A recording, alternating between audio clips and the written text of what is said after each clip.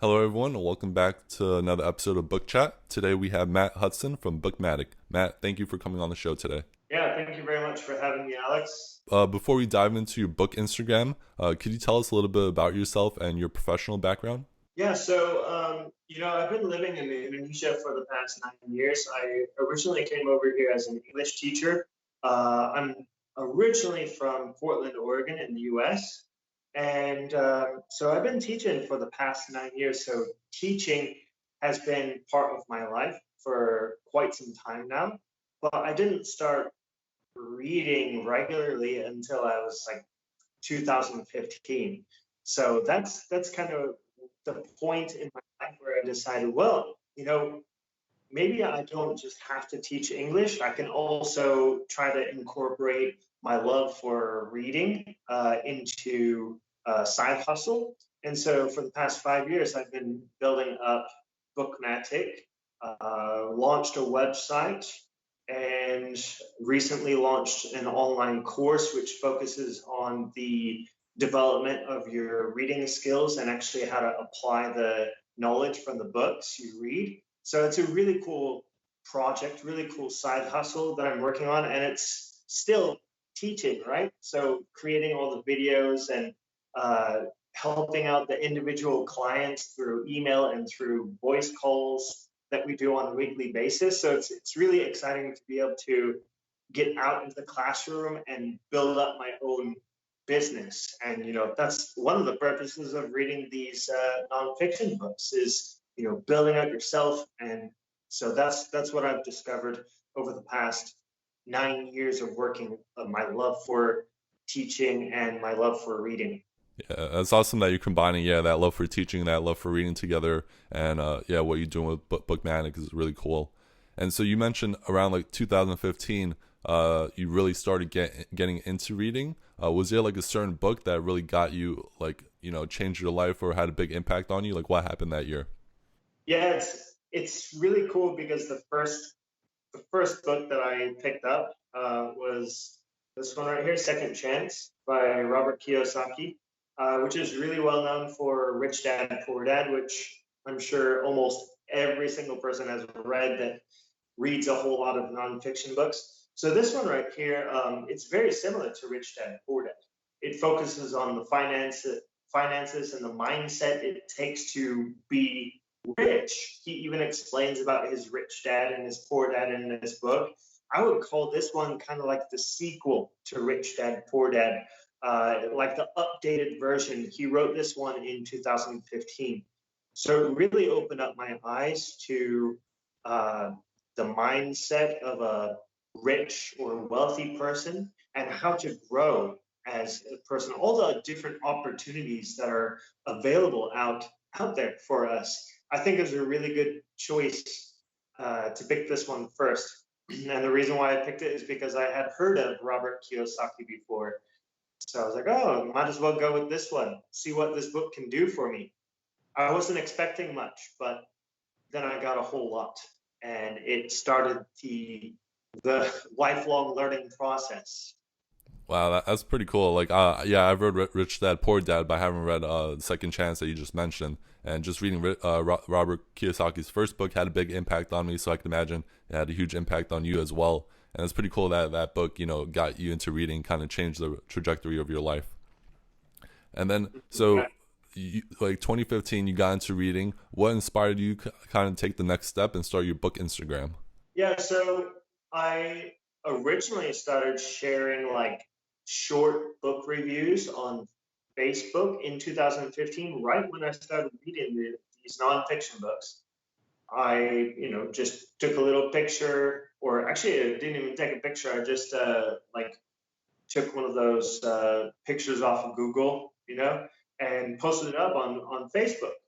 But there wasn't a whole lot of engagement. And then I realized, well, there's this picture platform, Instagram. So I set up my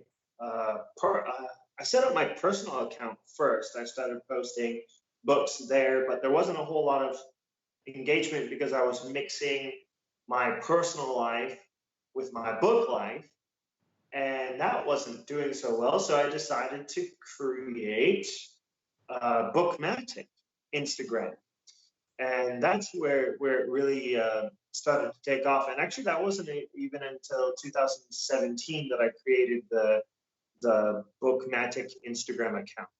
So it took a couple years before I decided to make it just about make a profile just about books, and I just love doing it. I love sharing with people, and I just sharing the love of books is an amazing feeling, and the community on Instagram has grown so much over the past 3 years.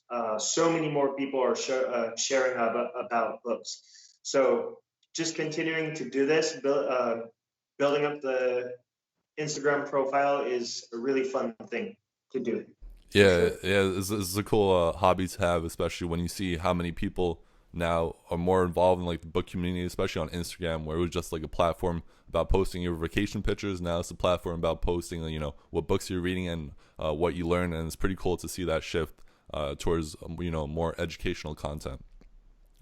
And Mhm. how how has your life changed since starting your book Instagram? I imagine you're reading more books, but aside from that, like how have things changed in your life? Well, it's really inspired me to strive more for building up my own personal business. Like, I see Instagram as motivation, motivation to write a book, motivation to build up online course. I've got my home base, which is bookmatic.com, uh, but Instagram is a social place, so we can have a whole lot of fun with sharing about books, learning from each other, and growing as individuals and growing as a community. It's probably one of the best communities out there. Um, a lot of people, I rarely ever see hate speech or anything like that, unlike some other niche. So this is such a fun, great way to share. Yeah, yeah, totally. Yeah, when you see how big our community has gotten over the years, and yeah, it's really inspirational to see like what you're doing in other book Instagram accounts, and like everyone's reading, everyone's learning and sharing, new things they learn every day. So it's a great community to be a part of. And I saw Mhm. you just posted today on Instagram. There was a post on 4 ways to improve your reading proficiency, and you've been reading for a while. I was wondering if you could share like some reading tips with listeners. All right, great. Well, the number one tip that I have for you, I've got a few, I've got a bunch, but I'll give you just a few, yeah? So, the number one tip that I have here is, what is your priority? Why are you reading the book in the first place? So, I always pick a book based on the problems that I have in my life. So, if I'm feeling anxious, I'll get a book like The Power of Now. I'll read that, or the Four Agreements, and I'll read that. So look for some sort of problem that you're having in your life, and then try to find a book that correlates with that. So number one is purpose, right? Number two, I would say take great, copious notes, including asking questions and writing in the margin. That's one of the tips that I posted earlier today. So I love marginalia. If you look at some of my recent books, in the margins, you got so many marks, and it's just ideas that come to my head, even if they're not even related to the specific topic. I'll write it down anyway, because if it pops in my head, I'm afraid that it will disappear if I don't write it down somewhere. So I'll write that down, and then I'll transfer it over to digital form. It makes it a whole lot easier to post on Instagram or on my website.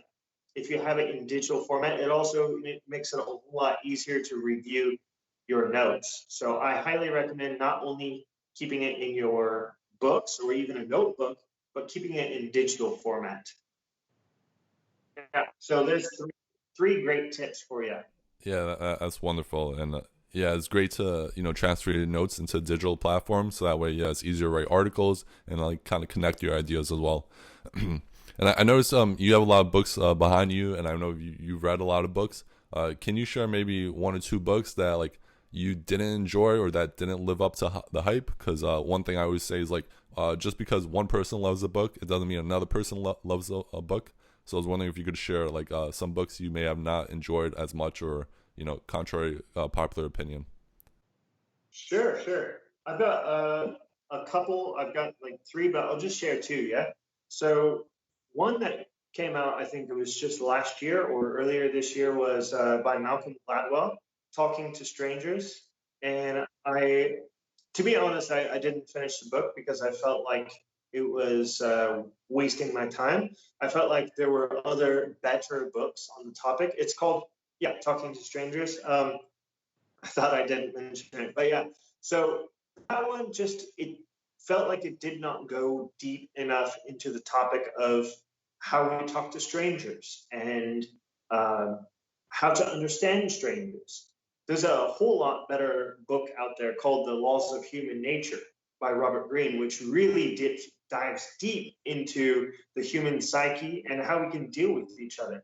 So I felt like this book was just, yeah, wasting my time. So I stopped.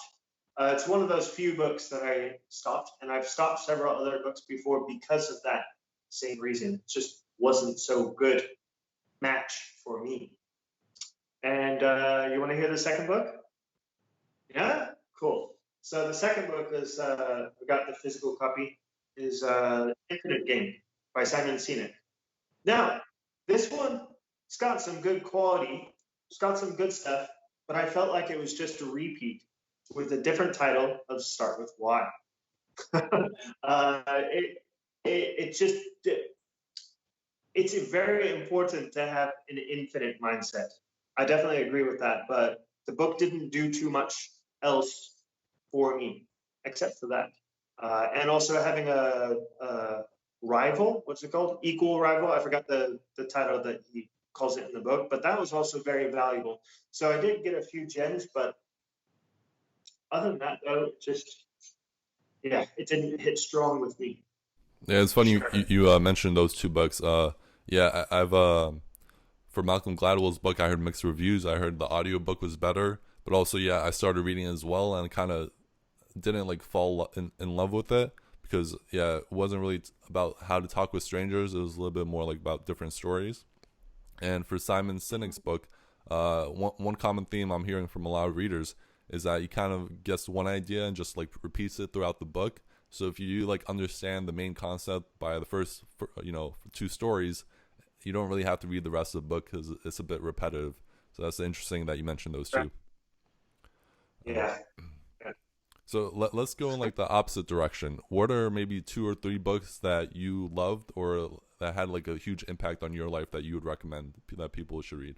That was a really tough question for me. So I had to think about it for a little while. And of course, every situation can bring up a really good book. But anyway, the great books that have had a impact on me in the past few years were one of them is "Stillness Is the Key" by Ryan Holiday, and this one really helped me to find my center, find my peace within myself, and it has really great tips on not just stillness but also productivity. You know, we have to make time for rest in order to be productive. So this book is fantastic for that. The second one, which I think everyone should read, is Atomic Habits. This one was amazing. I mean, a lot of people love this book, and building up your habits is, yeah, one of the most important things because each and every day we use habits. This one was very impactful. I use the tips in this all the time, like habit stacking, temptation bundling. Both of those I use all the time. So it's a really amazing book. And the last one here, which I think you'll love, is How to Read a Book by Mortimer Alder. And I know, Alex, you read a whole lot of books about reading. And I also read a lot of books about reading because that's our specialty, right? This one is probably the best classic on how to read a book, hence the title.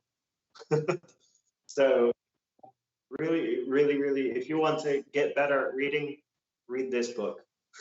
Yeah, that's three great books you mentioned, especially Atomic Habits. Like everyone I've talked to, they all said they love the book, and so it's so like practical. All the advice he shares in it, and yeah, if everyone has problems building good habits and getting rid of bad habits, so it's applicable to practically everyone. So it's no surprise that book's such Hmm. a bestseller and an incredible book. And Hmm. so, if there's someone out listening right now who wants to become a reader and maybe struggling or something, what advice would you give to someone that What kind of practical advice would you give to them to start their reading habit or start their reading journey? Cool. So reading should be a very enjoyable activity. No matter what we're reading, even if we're reading something that's very dry, we should still get some sort of satisfaction out of it. So taking your reading journey one step at a time and you know reading something that you truly enjoy and that you're interested in, not just because it's popular. You could read a book that's unheard of and have a fantastic time with it. So go on a reader's journey, as the title of your book, right? Go on a reader's journey and discover what you truly love about reading, and make the best of it. Never stress about your reading habits, and yeah, just take it one step at a time. One little, maybe 10 pages a day. For a beginner reader, 10 pages can be quite a bit. So just start out small and then build up your habit from there. Yeah, I think that's great advice. You want to build that habit of reading before you can kind of optimize it. And yeah, just starting reading 10 pages a day is wonderful because the compound effect will hit in. And if you read 10 pages a day for over a year, that's, a few books that you read right there. So, Matt, Yeah. this has been a wonderful conversation, and I'm sure listeners would like to learn more about you. Can you tell us, like your website, your Instagram, and where people could find you? Yeah, great. So you can find me at bookmattic.com, and that's with two T's. You can also find me on Instagram, which is the biggest social media following, but I've also got YouTube. I've even got a TikTok. It's all under BookMattic, with two T's. Awesome. Well, Matt, this has been a wonderful conversation. I want to thank you for coming on Book Chat today and for sharing all the reading advice and book recommendations with us today. So, thank you for your time and thank you for coming on the show. Thank you, Alex. Thank you.